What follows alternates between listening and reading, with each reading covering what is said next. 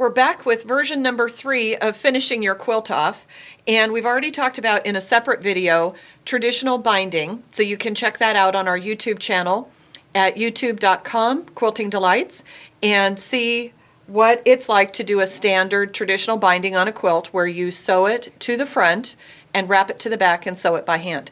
We also have just shown you another way to do binding with a peeper accent around the edge. But sometimes we will have a quilt or a wall hanging or a piece of art that we want to finish the edge on, and we want to face it to the back so that all you see is just that project. So that's what we're going to show you today. So this is an example of facing it off to the back, and I'm going to go through step by step, and we're actually going to show you how to sew this and finish it off. There's some really useful techniques here, but most importantly, I want you to know how great this technique is when you're doing projects like this one that's part of our machine quilting machine quilting revival, and you've got these really odd angles that you need to deal with. There's no real way to do that except to face the front of it, and I'm going to show you exactly what that means here in just a second. So what we're going to do is we're going to take our project, and I just have a little 10-inch square here that I'm going to show you, and hopefully I have all this set up. You're going to cut 3-inch strips. So you're going to cut 4 3-inch strips that are 2 inches shorter than your project. So for example, if this is 10 inches, my strips are 8 inches. And I want 4 of those, and I'm going to press them in half to the wrong side of the fabric, so I now have a 1.5-inch strip times 4, 1 for each side. Then I'm going to cut 4 or 5-inch squares. It doesn't matter. You can do 4-inch squares, and you're going to fold those in half and press them and make them into triangles. Now, remember I said if you have an odd angle like this one on our machine quilting revival, what you're going to do is if your project has this angle, go ahead and take a triangle and fold it and then lay it on the project to the tip of the corner here, just like that, and you're going to cut your triangle so that it actually matches the shape of your project. And you'll see how this works here in just a second. But in this case, a regular triangle on a corner won't work on this project because it's not the right shape. But you'll just take your triangle, fold it in half like it is, match up the outside point, go across, and then just trim it to match the angle of your project. So on this one we have 4 different corners and 4 different angles, and each one of them has to be uniquely cut. So that's just an example of where an odd angle, how easy it is to use this technique. So getting back to our project, we have a 10-inch square. We have our 4 strips that are cut to 3 inches and then pressed to 1.5 inches, and we have our 4 corners. So the first thing we're going to do is we're going to set up our triangles in the corners, and I'm just going to pop a little pin on there just to hold it steady, and I'm just going to pin right to the corner.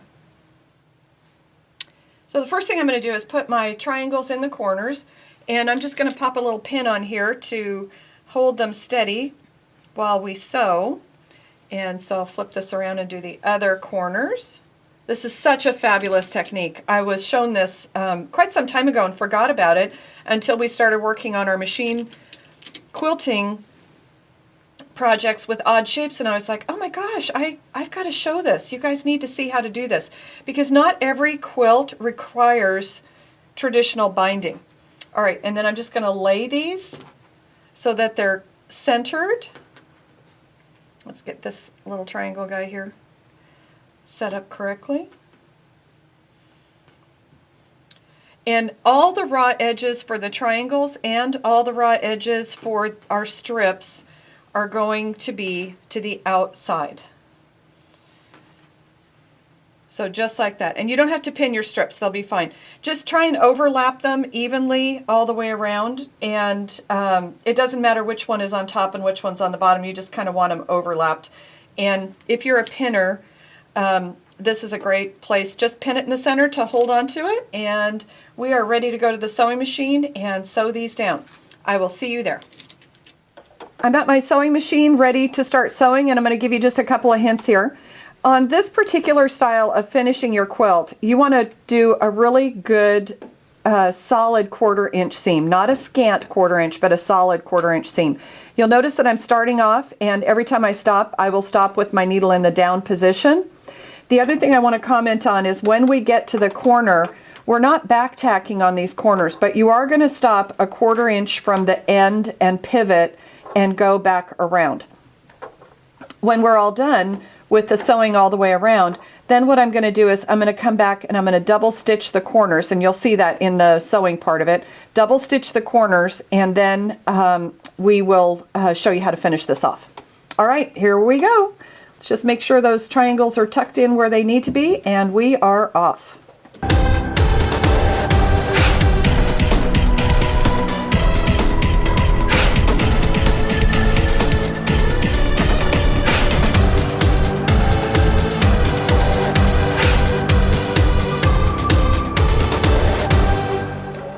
So now what I'm doing is I'm sewing a couple of times across each corner, right across the point. So if I'm going to sew on either side, I'm sorry it's black thread, but you can see the point is on the inside of this line, and I'm going to sew that a couple of 3 times. I just use my reverse button, and the reason we do this is it adds some strength back into the corner when we clip it. So do that real quick.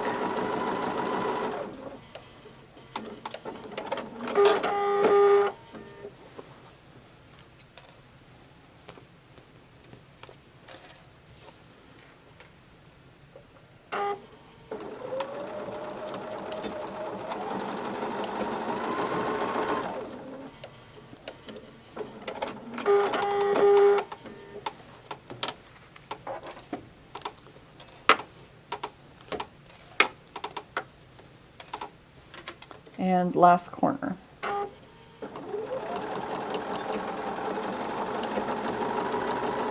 Okay, so we have sewn all the way around, and you can see here that we have also double stitched across the corners, and the next step is to do a top stitch across each of these edges. So I'm just going to, and I try and get fairly close to the edge. Now it might be easier for some of you if you take this to your ironing board and press it, but I'm fine with just holding it like this, and then as we go, I'm just going to stitch this down.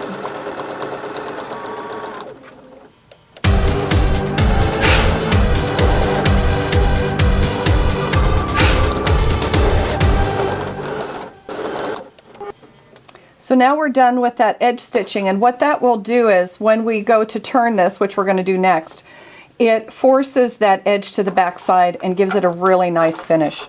So I don't like chopsticks because they have too big a point. I don't like skewers because they're too sharp, but the miracle tool for me for pushing my corners out is a corn dog stick. So they are perfect because they won't damage your fabric, but they give you a really nice push out in the corner so that it looks just like that. Very nice and tight.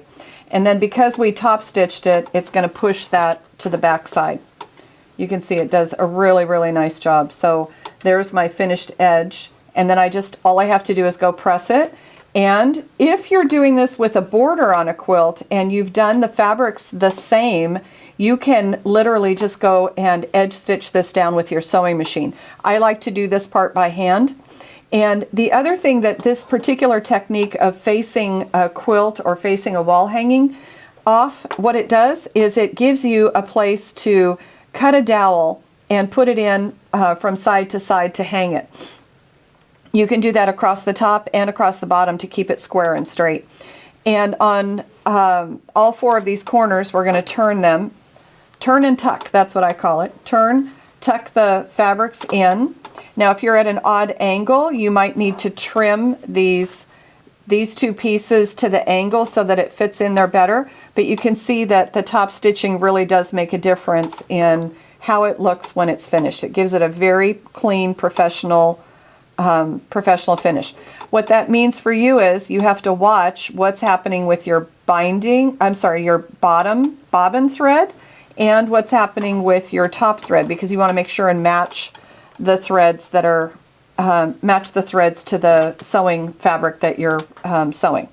So make sure you double check that. Now in our situation, I did black here just to show you so you could see, but it just looks so professional and it's such a nice finish to the edges of your quilts.